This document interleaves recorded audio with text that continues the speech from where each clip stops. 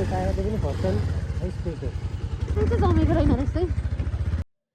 हिजो आज एउटा डायलग सामाजिक सञ्जालतिर निकै सुनिन्छ। त्यो 4 राते डाँडा छ नि, त्यहाँ आप्पाले गोठ गरेर बस्नुहुन्थ्यो रे। त्यही 4 राते डाँडालाई फिल्ममा मात्र नभएर वास्तविकतामै हेर्नका लागि हामी फालेलुङ गाउँपालिका 5 थाकतिर लाग्यौँ। सोचन सर तपाईँ के गर्दै हुनुहुन्छ मेरो भिडियोमा? हामीले हिले सिधुवा बसन्तपुर अनि म्याङ्लुङ हुँदै फिल्म जाने र फर्किँदाखेरि तमर करिडर हुँदै फर्किने प्लान गऱ्यौँ। जाँदा जाँदै बाटामा सिधुवाको भाइरल सेल्फी जोनमा एकछिन रोकिँदा त हुन्थ्यो होला, तर हामी यहाँ आइरहने भएकाले र हामीलाई हतार पनि भएकाले हामी सरासर अघि बढ्यौँ।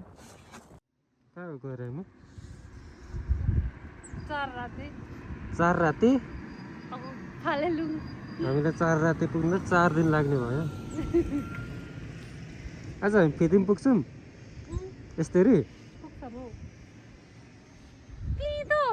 फेदिम होइन त अब म्याङ्लुङ कटेपछि फेदिम म्याग्लुङबाट 3 घन्टा। हेलमेट आफ्नो आफ्नै लाउने हो। आफ्नो आफ्नै लाउने। अहिले मेरो हेलमेट लाएर तिमीले यसको चाहिँ अप्ठ्यारो भनेर भन्नुभन्दा तिमीले अब पछाडिबाट खिच्दाखेरि त्यो छेकिँदैन। म गोप्रोबाट खिच्दिनँ भिडियो।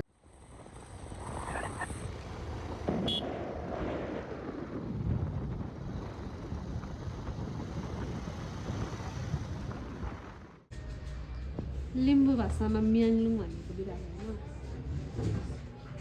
कि अर्थकै हो कि अप्सनल स्पट भन्दैछ म। भोलि त्यहाँ गएर मलाई के हिजो भनेको थिइस् कि त्यहाँ लगिनेछ ल बिहानै हामी उठेर जान्छ माथि के ठाउँ अरे 4 राति घुमेर हामी त्यहीँबाट उता के अरे धेरै टाढा रहन्छ सन्दकपुर। मैले अस्तिदेखि भनिरहेको थिएँ त सन्दकपुर र फालुङ नजिक छ। सन्दकपुरबाट टाइम भयो भने इलाम गएर बसेर यो पर्सिसम्मको कुरा हो, भोलिसम्मको कुरा हो। लु भयो त्यस्तो अनि पर्सि चाहिँ त्यहाँबाट आउने भयो ल त्यस्तो कुरा। त्यो 10तिर भ्याउने भन्ने हिसाबले हिँड्ने होइन कि जे सोचेको त्यो चाहिँ राम्रोसँग ठिकै हो। तर अब त्यो हतारले गर्दाखेरि चाहिँ त्यहाँनिर मलाई टिकटक पनि बनाउनु नदिकन भिडियो पनि बनाउनु नदिकन मजाले हेर्न पनि नदिकन हिँड भनेको चाहिँ हेर्न त म पुरै बाइकमा 360 देखाउँदै लान्छु। वरिपरिको भ्यू हुन्छ। दाइ यहाँदेखि फिदिमसम्मको बाटो कस्तो छ? सबै नै पिच छ। कस्तो राम्रो सानो गाउँ के त्यहाँनिर पर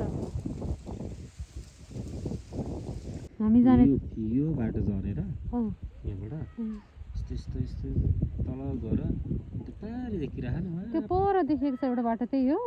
त्यहाँबाट चढेर माथि डाँडामा चाहिँ फेरि राम अझै कति टाढा रहेछ त।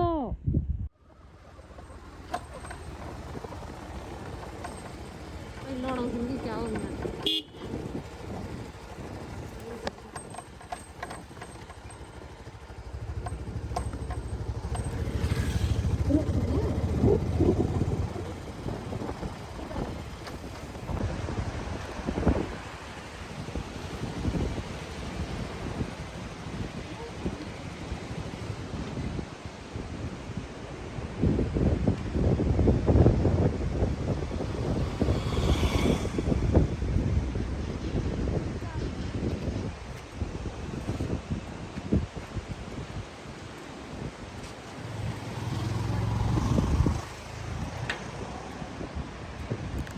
कस्तो भयो अनि ओह्रालोमा?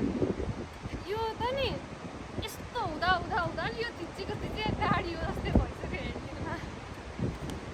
यस्तो दामी पानी राम्रो। अझै गर्मी सिजन भएको रहेछ एकदम पौडी खेलौँ परेको खालको रहेछ। तर एकदम जाडो छ, त्यही माथि हावा पनि चलिरहेको छ यस्तो। म बोलेको पनि सुनिरहेको छैन होला यस्तो भइसक्यो मेरो हालत। म कस्तो भएर कति टाइम लाएर रेडी भएर निस्केको।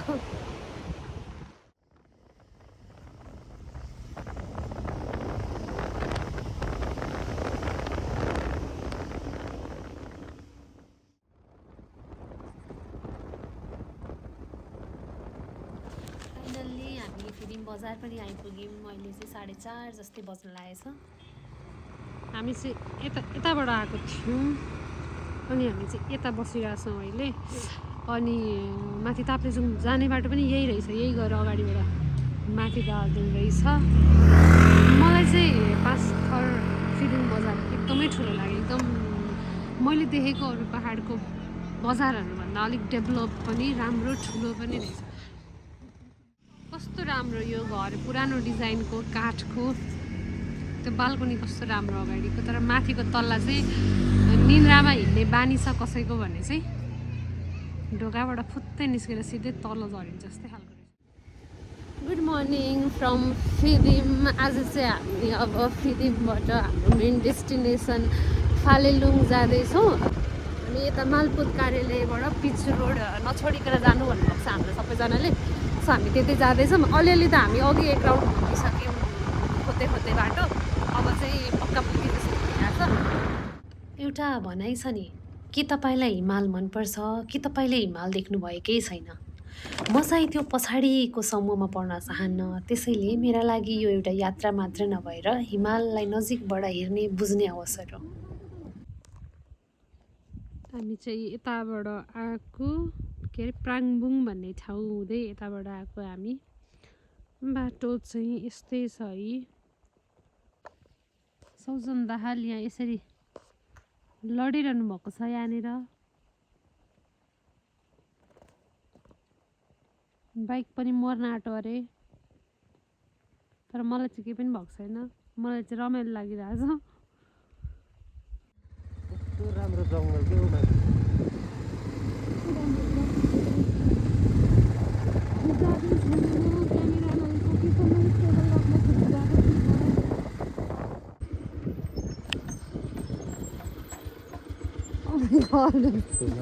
घोप्टिन आँट्नु भएको छ।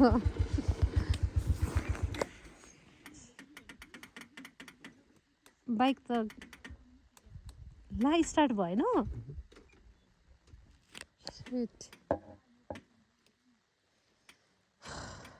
यहाँसम्म आइपुग्दा हाम्रो बाइकले पनि हिम्मत हारे जस्तो छ।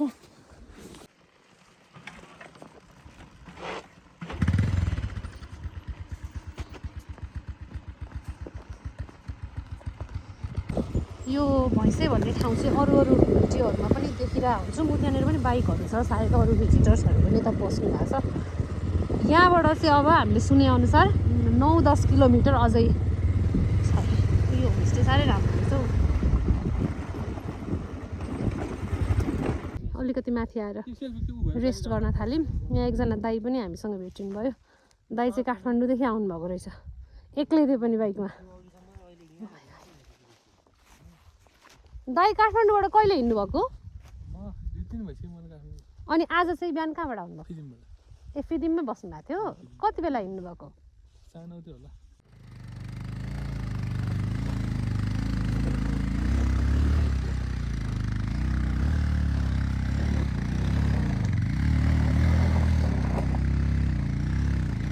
बाटोको अवस्था चाहिँ यस्तो छ। हाम्रो बाइकले दम तोडिसक्यो। त्यो बाइक नचढ्ने ठाउँमा हिँडेर आएको, मेरो दम तोडिसक्यो।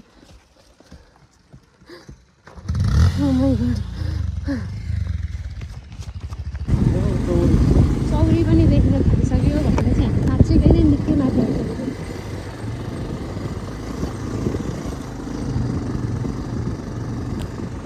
हेलो चौरी, हेर यार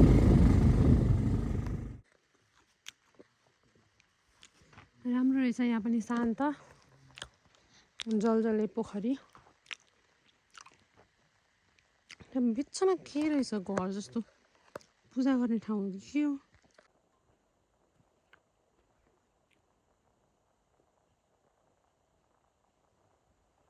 बाइक छोडेर हिँड्दै आउनुभएको?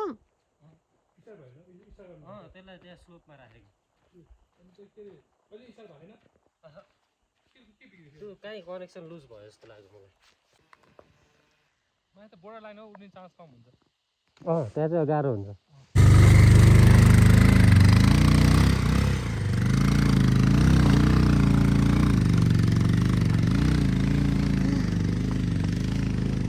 बाइकले पनि कहाँ लिएर आयो मलाई, कहाँ लगेर मार्न आँटे नि भन्ने भन्न थालिसक्यो होला।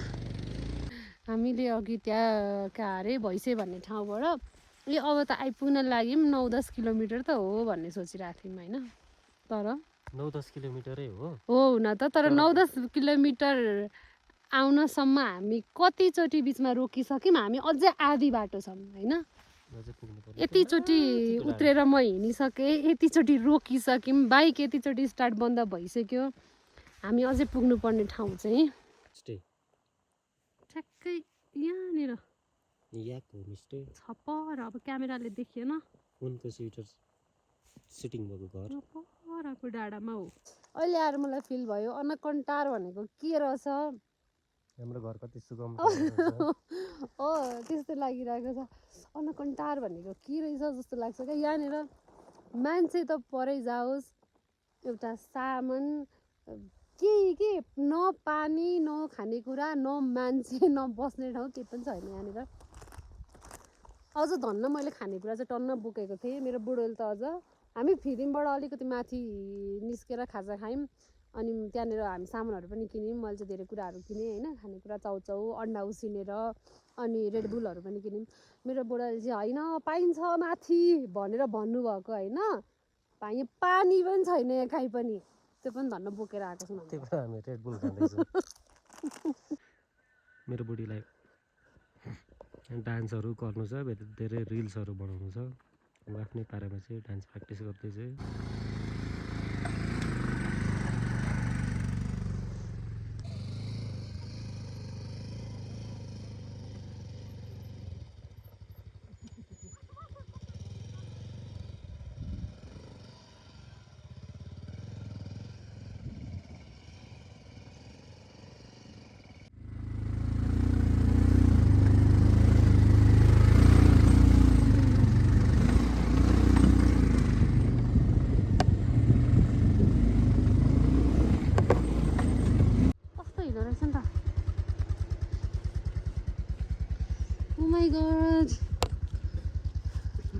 मैले त कहिले पनि देखेको थिइनँ यस्तो जमेको।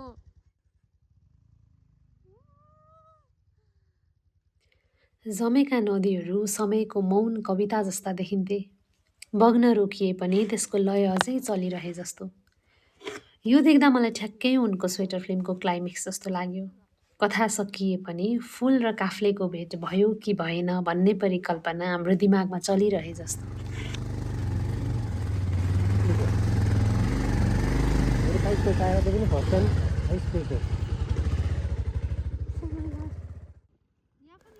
अगाडि गएर हामीले फेरि अर्को एउटा पोखरी भेट्यौँ। यो पोखरीमा पनि त्यो फिल्मको केही गीतको दृश्यहरू सुटिङ भएको रहेछ।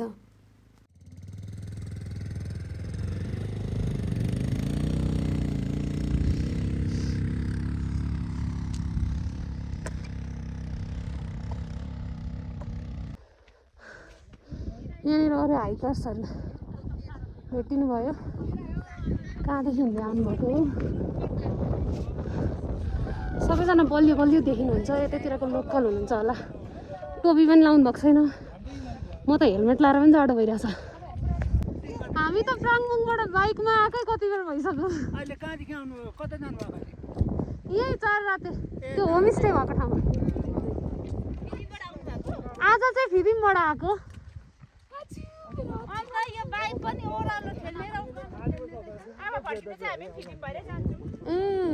ल ठिक छ, राम्रोसँग जानु।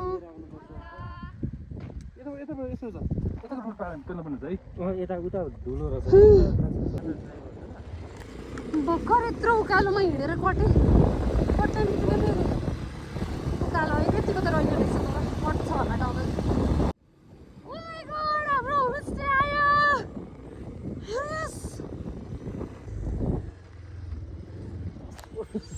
के भयो? टायर चिप्ल्यो। यति धेरैजना युट्युब च्यानलहरू पहिले नै यहाँ आइसक्नु भएको रहेछ, तर धेरै जसो त यहाँनिर इन्डियाको युट्युब च्यानलहरू। यतापट्टि चाहिँ नेपाल हाम्रो, अनि यतापट्टि चाहिँ इन्डिया। यो चाहिँ क्याम्प रहेछ। कञ्चनजङ्घा, कुम्भकर्ण।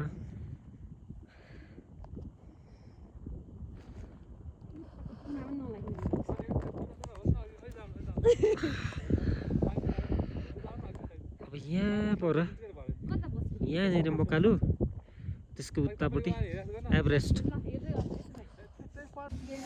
यहाँनिर चाहिँ इन्डियाबाट टोली आउनु भएको रहेछ कस्तो राम्रो उहाँहरूकै गीत गाउँदै हुनुहुन्छ कि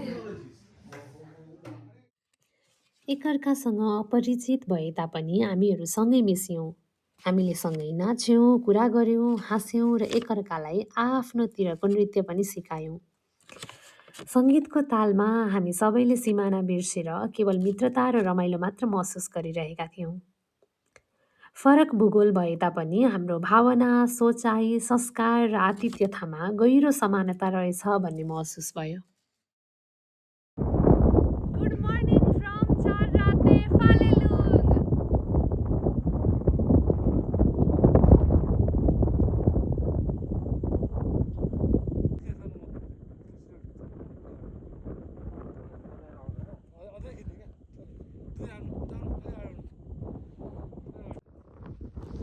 हिमाललाई यति नजिकैबाट हेरेको मेरो चाहिँ पहिलो अनुभव हो अनि यति माथि एल्टिट्युडमा आएको पनि पहिलो अनुभव नै हो कति चिसो हुँदो रहेछ एकछिन यति खिच्नको लागि हात झिक्दा पनि हात यहीँ जम्छ जस्तै भइरहेछ हामीले सनराइज मजाले हेऱ्यौँ यहाँनिर हिमाल मजाले हेऱ्यौँ अब धेरै जाडो भयो एकछिन रुममा गएर बसेर फेरि त्यस पछाडि हामी अब फोटोहरू खिच्नलाई निस्किन्छ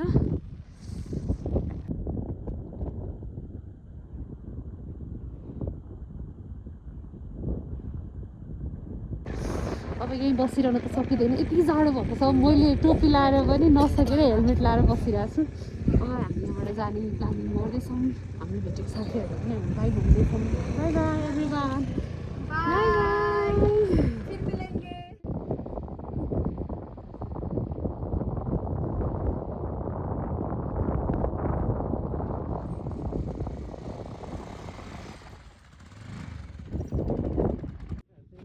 हामी चाहिँ फेरि झन्डा पोखरी आयौँ हिजो हामी झन्डा पोखरी आउँदाखेरि ब्याकग्राउन्डमा के पनि देखेको थिएन अनि मैले चाहिँ टिकटक बनाउँछु भन्दै थिएँ अघि माथि लज भएको ठाउँमा यति जाडो भयो जाडोले भिडियो बनाउनै सकिनौँ त्यही भएर हामी फेरि अलिकति तल यहाँ झन्डा पोखरी आयौँ 2-3 वर्ष अगाडिसम्म पनि यो पोखरी सानो र नेचुरल आकारमै थियो अरे यो चाहिँ भर्खरै खनेर नै झन्डाको आकार दिएको रहेछ धेरै पनि भएको छैन रहेछ अब हामी यहाँनिर अलिअलि फोटो खिच्छौँ हिजो खिच्न नपाएको टिकटक बनाउँछौँ चिसो हावामा लुकेको मिठास पोखरीको शान्तिमा लुकेको गहिराई र हिमालको उचाइमा रहेको स्वच्छता यी सबै मेरो क्यामेराले कैद गर्यो तर जति मेरो आँखाले देख्यो र मनले महसुस गर्यो त्यो मेरो क्यामेराले कहिल्यै कैद गर्न सक्दैन चाररातेबाट बिदा भएर हामी सन्दकपुरतिर लाग्यौँ सन्दकपुरतिर जाने बाटो अझै बढी अप्ठ्यारो रहेछ अनि हामी बसेको होमस्टेमा बिजुलीको कुनै पनि स्रोत नभएकोले गर्दाखेरि फोनहरू चार्ज गर्न पाइनौँ अनि सन्दकपुरमा हामीले कुनै पनि फोटो भिडियो लिन पनि पाइनौँ हामी त्यसै एकछिन मात्र बसेर घर फर्किने बाटोतिर लाग्यौँ एकदमै नै कठिन यात्रा पार गरेर हामी कालपोखरी आइपुग्यौँ चाहिँ कालपोखरी पानी अहिले सुकेको रहेछ एकदमै यो कालपोखरीबाट चाहिँ यो देखेको पिल्लर सिमाना रहेछ यतापट्टि चाहिँ इन्डिया उतापट्टि चाहिँ नेपाल हो सन्दकपुर गाउँपालिका अनि योबाट माथि जुन बाटो गइरहेको छ यो बाटो चाहिँ दार्जिलिङ जाँदो रहेछ हामी जाने इलाम जाने बाटो चाहिँ यो उतापट्टिको बाटो फर्किँदा हामी तमर करिडोरको बाटो हुँदै फर्कियौँ र तमर खोलामा एकछिन बस्यौँ पनि हामीलाई चाहिँ एडभेन्चर नै मनपर्ने हुनाले त्यस्तो कठिन यात्रा पनि हामीले बाइकमा नै गयौँ यदि यहाँहरूलाई त्यस्तो राम्रो ठाउँ जान मन छ तर बाइक लान मन छैन भने जिपको पनि सुविधा हुने रहेछ म स्क्रिनमा जिपको नम्बर र त्यहाँ रहेको होमस्टेको नम्बर राखिदिनेछु कन्ट्याक्ट गरेर जानुहोला भिडियोको अन्तिमसम्म रहनुभएकोमा यहाँहरूलाई धेरै धेरै धन्यवाद जाँदा च्यानललाई सब्सक्राइब गरिदिनु होला थ्याङ्क यू फर वाचिङ